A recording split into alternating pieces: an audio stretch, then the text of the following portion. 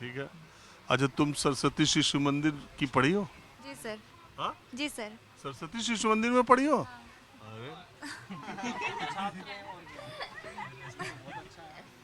अरे, आप इन सबके साथी हैं क्या? नहीं नहीं नहीं, मैं नहीं हूँ। मैं तो कोई आपका इनसे मतलब तो नहीं? नहीं, बिल्कुल कोई मतलब नहीं, मैं नहीं जानता हूँ। मैं तो पहली बार मिल रहा हूँ। तो तुम सरस्वती शिशु मंदिर, अरे यार, तो प्रिंसिपल साहब से बात किया मैं कि बच्चे कम पढ़ते, तुम ही मिल गए। हाँ, तो मैं ये कह रहा था कि तुम जो है सरस्वती शिशु मंदिर में कहाँ तक पढ़ी?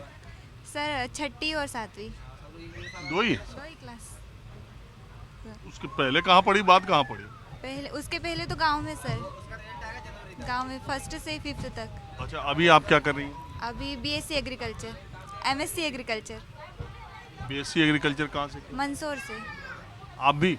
हाँ, सभी हम जितने भी लोग बैठे हैं मैक्सिमम बीएससी हमने मंदसौर कॉलेज से किया हुआ है। बीएससी एजी?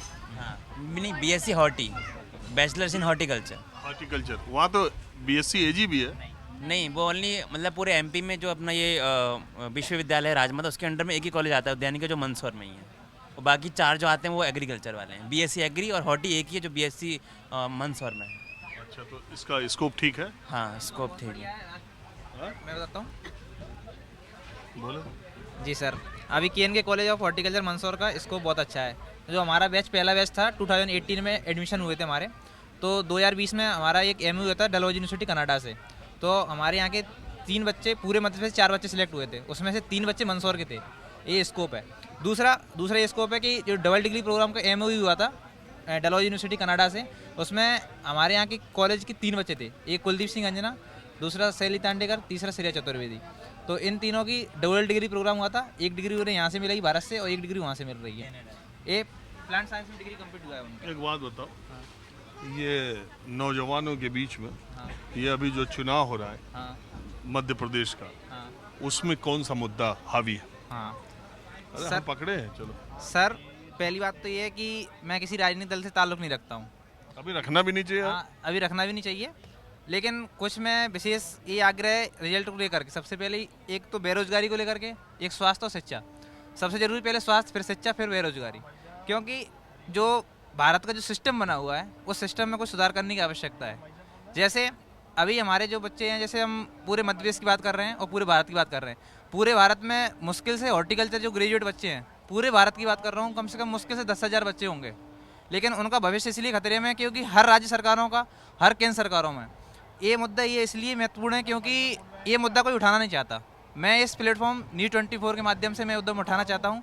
मैं दिग्विजय सिंह, उद्यान की स्नातक, अभी बैचलर ऑफ साइंस की डिग्री प्राप्त करी है मैंने आज 22 अक्टूबर 2023 को। हाँ जी। हाँ, आज ही करी है। और हम पूर्ण तरीके से, हम एक ऐसे डिग्रीधारी बेरोजगार हैं, है ना।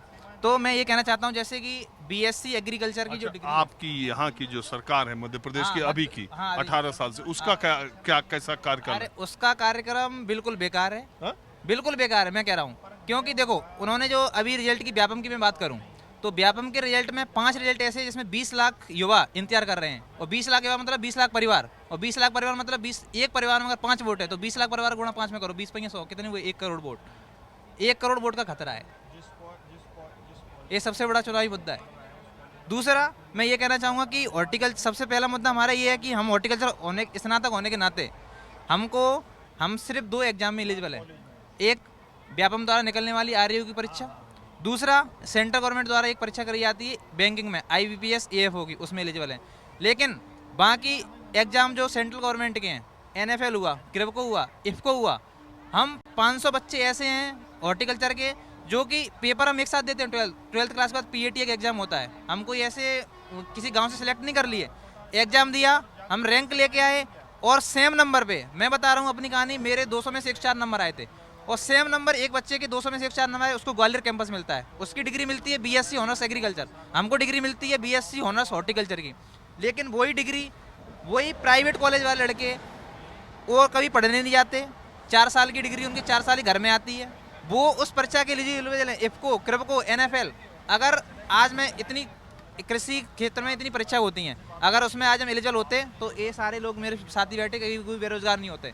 जबकि ये कोई पढ़ने में कमज़ोर नहीं है, उनसे इंटेलिजेंट हैं, प्राइवेट कॉलेज वालों से इंटेलिजेंट हैं।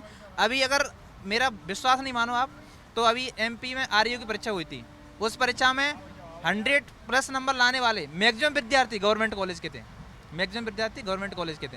तो सबसे पहला मुद्दा ये है कि जैसे अगर अपन किसी देश से उधार ले सकते हैं, क्या सब्जी को लेने के लिए लोकल मार्केट है, अगर बाहर जाएंगे क्या इंसान? अगर मान लो कोई, मैं अगर किसी गांव में रहता हूं तो क्या मैं सब्जी लेने के लिए 50 किलोमीटर दूर जाऊंगा क्या?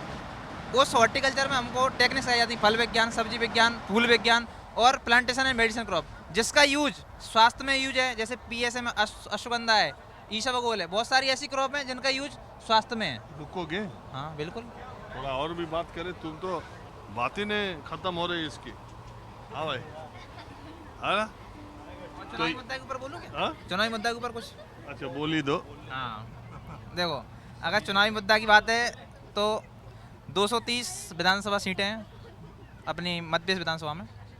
तो अभी मैं किसी राजनीतिक दल से ताल्लुक़ तो रखता नहीं हूँ, लेकिन फिर भी मेरा अनुमान है यहाँ तक कि अगर बीजेपी सरकार ने अच्छा काम किया होता, क्योंकि देखो जिस समय जो सरकार है उसी से बात करेंगे। अगर जिस जल्दी जल्दी बताओ, हाँ। हमको और से बात हाँ बिल्कुल बिल्कुल बिल्कुल बात कीजिए। ऐसा है कि अगर सरकार अच्छे से काम करती तो उसे आज ये दिन ना देखने पड़ते, बार बार मोदी की रैलियां नहीं करानी पड़ती। ये मोदी अगर रैलियां कराने ग्वालियर में आते तो कितना खर्चा होता है, कितना प्रशासन लगता है। इतना प्रशासन का यूज अगर किसी समाज योजना कल्याण को कर देते, किसी योजना के कल्याण में इतना पावर लगा देते, तो शायद एक मुख्य परिवार जो मुख्य धारा से जुड़ सकता था, जो पिछला वो परिवार है मुख्य धारा में आ सकता था। तो मैं इतना ही कहना चाहूँगा कि इन रैलियों में या फिर चुनावी कार्यक्रम में ज़्यादा पैसा बर्बाद ना करके, ये तो सब करते हैं, दोनों तरफ हो रहा है। आज दोनों तरफ हो रहा है तो क्या जा तो जनता के टैक्स से जा रहा है ना, उन्हें घर से थोड़ी जा रहा है। तो सरकार आ किसकी रही? सरकार ये तो मैं कह नहीं सकता हूँ, ये तो सच जनता जो मध्य प्रदेश जनता है वो डिसाइड करेगी। सभी तुम बताओ कैसा है इस सरकार का, शिवराज सरकार का, नौजवानों के लिए, नौकरी के लिए, पढ़ाई लिखाई के लिए इनका काम कैसा कैसा आती हो? सर मतलब हम लोग को वैकेंसी एक तो बहुत कम आई, तो उस चीज़ पे मतलब इसका हम लोग बोल सकते हैं कि ख़राब ही था, क्योंकि जैसे कि बहुत सारे एग्ज़ाम हुए हैं तो उसमें घोटाला हुआ है, तो उस चीज़ पे तो हम लोग सपोर्ट नहीं करेंगे। तो इसलिए मतलब हमें सही नहीं लगा काम। मतलब कुछ चीज़ों में अच्छा भी है, लेकिन जैसे कि उन्होंने बहुत सारी वैकेंसी अभी निकाली है, जब चुनाव आया पास में, पहले निकाल सकते थे, बट उन्होंने जब चुनाव को देखते हुए जो हम बोल सकते हैं लालच दी उन्होंने। और तुम क्या मानती हो बेटा? हाँ? नहीं सर मैं बोलता हूँ। अरे यार तुम भी मॉनिटर हो? हाँ बिल्कुल। लीडर है वो। हाँ? लीडर है। तुम लोग का लीडर है? तुम बताओ यार, ये अब इसको नहीं बहुत बोल लिया, एक आदमी को इतना मौका हम। राजनीतिक चर्चा के अलावा कुछ और चर्चा होगी? यार यही देखो, ऐसा है, मैं बताऊं, जब देश का नौजवान नवयुवतियां ये बोलते हैं कि राजनीति को छोड़ के मेरा इंटरेस्ट नहीं है, तो मुझे बहुत गुस्सा आता है।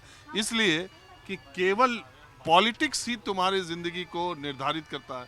देश में सबसे बड़ी दुविधा क्या है, सबसे बड़ी परेशानी क्या है, विडंबना क्या है? मेरी बात सुनो, 30 साल के नीचे का जो आदमी है, इंसान है, उसको लगता है कि राजनीति की बात करना समय बर्बादी करना। वो इंस्टा पे रील तो बना लेगा, वो फेसबुक व्हाट्सएप पे अपने 4 घंटे स्क्रीन टाइम निकाल लेगा, लेकिन उसको पॉलिटिक्स के बारे में बात करने में इसलिए कि उसे लगता है मुझे क्या मिलेगा। लेकिन तुम्हें जो कुछ भी मिलेगा वो पॉलिटिक्स से मिलेगा, राजनीति से मिलेगा। जब तक नए लोग, तुमसे जुड़े लोग, तुम्हारी समस्याओं को जानने वाले लोग और उन पर तुम्हारा दबाव ना हो, तब तक तुमको वो चीज़ हासिल नहीं हो सकती जो तुम पाना चाहते हो। मैं एक मिनट। हाँ।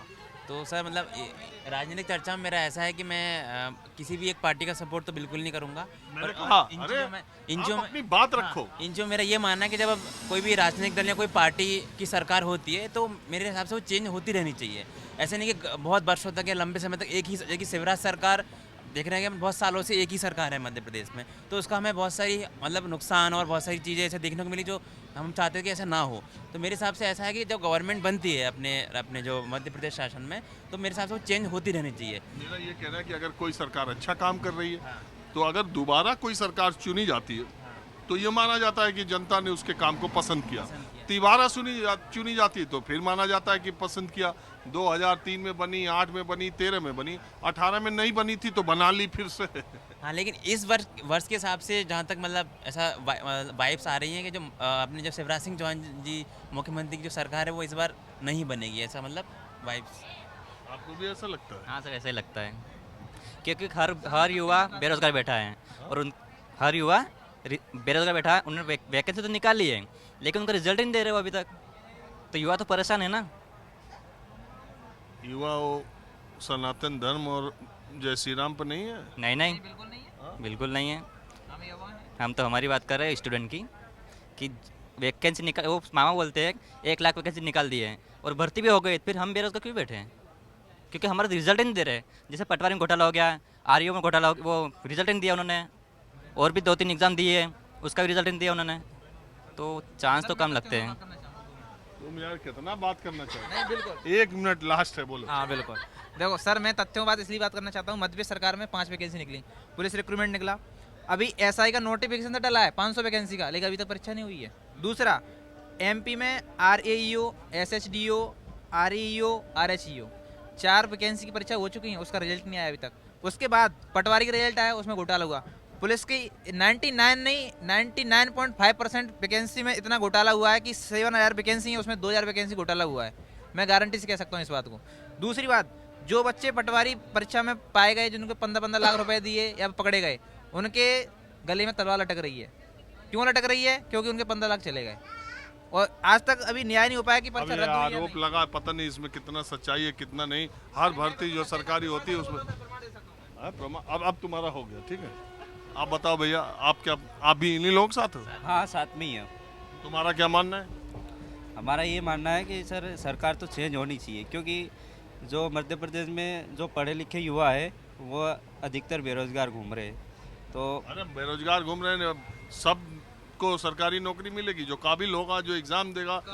जो जिन्हें एग्जाम दी उनको तो मिलनी चाहिए नहीं। अब एग्जाम दी, सरकार रिजल्ट नहीं निकाल रही, घोटाला हो रहा है। उसमें घोटाला हो रहा है। क्या हो रहा है सर? ये तो ये सब कुछ अच्छा, ये